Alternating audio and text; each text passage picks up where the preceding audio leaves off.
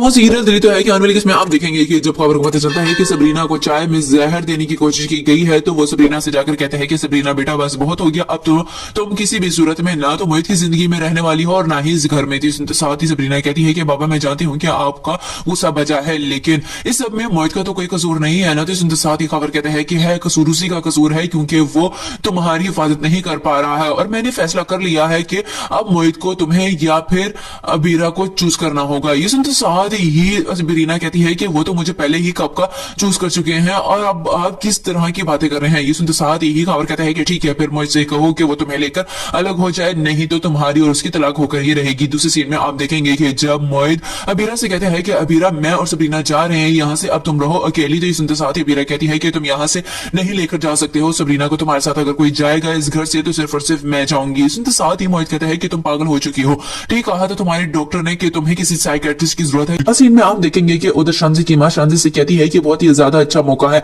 अगर तुम सरमत की जिंदगी में और अपनी फूफी की जिंदगी में जगह बनाना चाहती हो ना, तो बस फिर जाओ सबरीना के पास और उसकी खैर दरियाफ्त करो। ये सुनते साथ ही शांति कहती है कि आपका दिमाग खराब हो गया, मैं उस सबरीना के पास जाऊं जिसने मुझसे मेरा सरमत छीन लिया। तो साथ ही कुलसुम कहती है कि जाना तुम्हें पड़ेगा शान से बेटा, क्योंकि तुम नहीं समझ रही हो, अगर तुम इस तरह जाकर सबरीना का ख्याल रखती हो ना और उससे उसका हालचाल पूछोगी, तो ना सिर्फ सरमत के दिल में बल्कि तुम्हारी फूफो के दिल में भी जगह बन जाए।